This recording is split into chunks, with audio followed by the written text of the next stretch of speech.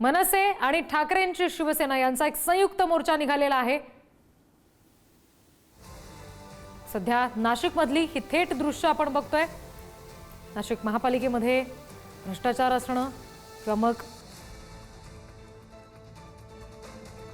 अनेक मुद्दे नाशिक मधले समोर आलेले होते। नाशिककरांचे अनेक प्रश्न आहेत ज्या ठिकाणी आता हे सगळे उपस्थित करण्यासाठी म्हणून नाशिकमध्ये मनसे आणि ठाकरेंची शिवसेना एकत्रपणे हा मोर्चा काढतेय। पसरलेली अराजकता आहे, गुन्हेगारी वाढतीये, या सगळ्या पार्श्वभूमीवर हा संयुक्त मोर्चा निघालेला आहे। नाशिक मधली ही दृश्य आपण बघतोय।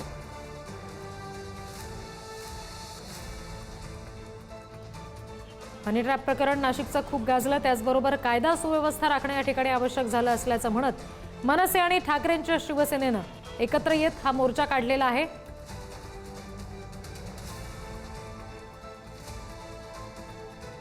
काळे झेंडे आहेत मोर्चेकरांच्या हातात आपण बघतोय।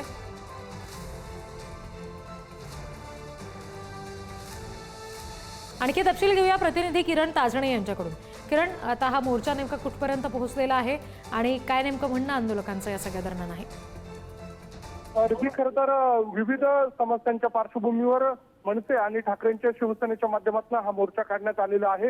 बीडी भालेकर या ठिकाणाहून या मोर्चाला सुरुवात झालेली होती आणि प्रामुख्याने जर बघितलं तर बीडी भालेकर मैदानापासून थेट शालीमारहून हा जिल्हाधिकारी कार्यालयाच्या दिशेने हा मोर्चा जाणार होता। मात्र वेळेवर हा मोर्चा वळवण्यात आला आणि दूध बाजार आणि त्यानंतर मेन रोड आणि पुढे जाऊन तो Dhumal point, red cross signal आणि जिल्हाधिकारी कार्यालय अशा या मोर्चाचं स्वरूप आहे। आता सध्याच्या घडीला हा मोर्चा मेन रोड परिसरामध्ये आहे।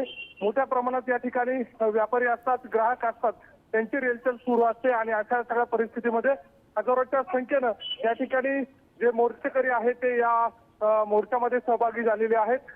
नाशिकमधील बहुचर्चित हनी ट्रॅपचा मुद्दा असेल, सोबतच नाशिक शहरातील कायदा सुव्यवस्था असेल, ग्रामीण भागातील शेतकऱ्यांचे प्रश्न असतील, स्मार्ट मीटरचा मुद्दा असेल, यांचा विविध मुद्द्याला घेऊन ठाकरेंच्या शिवसेनेचे नेते आणि त्यासोबतच मनसेचे नेते हे या मोर्चामध्ये सहभागी झालेले आहेत। पोलिसांनी मोठा बंदोबस्त या सगळ्या काळामध्ये तैनात केलेला आहे। वाहतुकीमध्ये देखील मोठा बदल करण्यात आलेला आहे।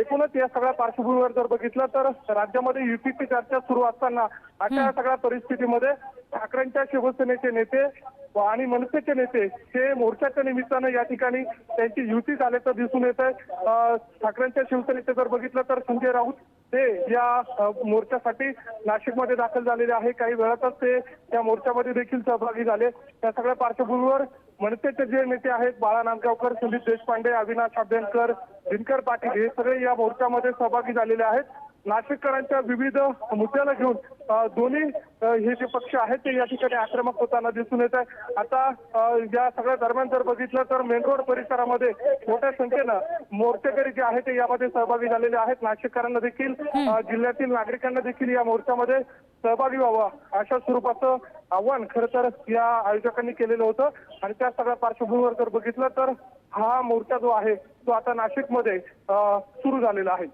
अगदी अगदी आणि त्याच्यामुळे आता कशा पद्धतीनं मोर्चा पुढे रूप घेतो हे पाहणे तितकंच महत्त्वाचं असेल। ठाकरेंची शिवसेना आणि मनसेचा हा संयुक्त मोर्चा या ठिकाणी निघालेला आहे। किरण, कोणते नेते नेमके याच्यामध्ये सहभागी झालेले आहेत? नेत्यांनी माध्यमांशी काही संवाद साधलाय का? स्पष्टपणे काही बाबी याबाबत सांगितल्यात का आंदोलनाबाबत? आणखी काही वेळापूर्वीच बाळा नांदगावकर यांची पत्रकार परिषद झालेली होती। त्यासोबत ठाकरेंच्या शिवसेनेचे खासदार संजय राऊत यांची देखील पत्रकार परिषद झालेली होती आणि या सगळ्या दरम्यान नाशिक शहरातील जे मुद्दे आहेत ते मुद्दे घेऊन थेट सरकारवर हल्लाबोल करण्याचा प्रयत्न या माध्यमातून केला जातोय। संयुक्त जन आक्रोश मोर्चा अशा या सगळ्या काळामध्ये जे दोन्ही पक्षाचे जे नेते आहेत ते सरकारवर या ठिकाणी टीका करताना आपल्याला दिसून येत आहे। जी किरण, आपण बघतोय की आगामी निवडणुकांचा सुद्धा विषय या सगळ्यामध्ये आहेच। ठाकरेंनी अर्थात ठाकरे बंधूंनी एकत्र येणं ही जशी गोष्ट बाकी सगळ्या महापालिकांच्या बाबतीत चर्चेची ठरते तशी नाशिकमध्ये गरजेची असं म्हटलं जातंय।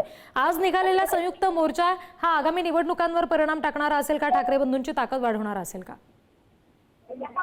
खरं तर आगामी स्थानिक स्वराज्य संस्थांच्या निवडणुकीच्या पार्श्वभूमीवर ठाकरेंची शिवसेना आणि मनसेची युती होईल अशा स्वरूपाची जी चर्चा आता सध्याच्या घडीला सुरू आहे त्या सगळ्या पार्श्वभूमीवर स्थानिक पातळीवर जे नेते आहेत त्यांचं मनोमिलन असेल किंवा जनतेमध्ये हे दोन्ही पक्ष एकत्र कशा पद्धतीने येत आहे, जनसामान्यांचे प्रश्न घेऊन कसे पुढे जात आहे ते या मोर्चाच्या माध्यमातून अधोरेखित करण्याचा खरं तर प्रयत्न या सगळ्या काळामध्ये केला जातोय।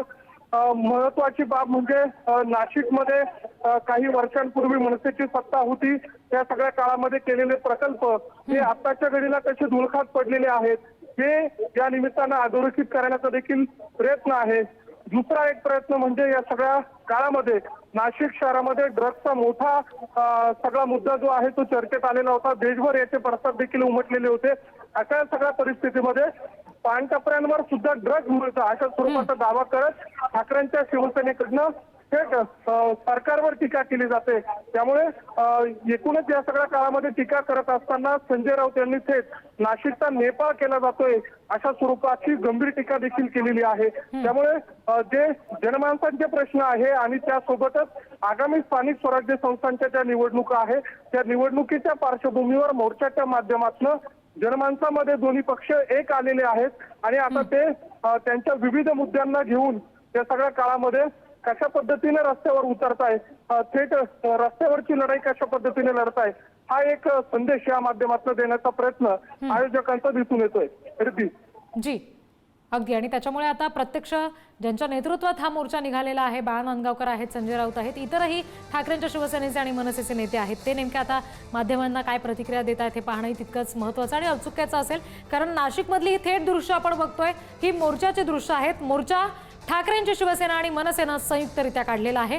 नाशिकमधले जे काही प्रश्न आहेत त्या सगळ्या संदर्भात, त्या सगळ्याच्या विरोधात आता मनसे आणि ठाकरेंची शिवसेना एकत्र येत हा मोर्चा काढतेय।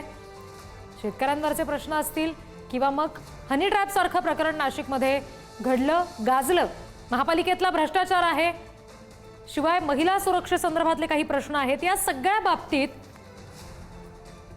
आवाज उठवण्यासाठी म्हणून संजय राऊत, बाळा नांदगावकर मोर्चामध्ये स्वतः सहभागी झालेले आहेत। इतरही ठाकरेंच्या सेनेचे आणि मनसेचे नेते याच्यामध्ये सहभागी झालेले आहेत। अविनाश अभ्यंकर आहेत, त्याचबरोबर ठाकरेंच्या शिवसेनेचे सचिन आहेर आहेत आणि या सगळ्यांच्या नेतृत्वात आता हा मोर्चा पुढे जातोय। नाशिकमधली ही थेट दृश्य आपण बघतोय।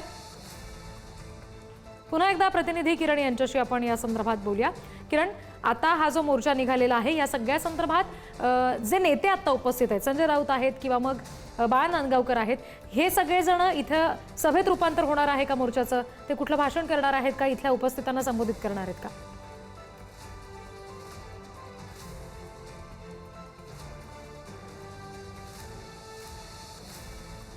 आपण पुन्हा एकदा किरण यांना संपर्क करायचा प्रयत्न करूया। काही तांत्रिक अडचणी येत आहेत।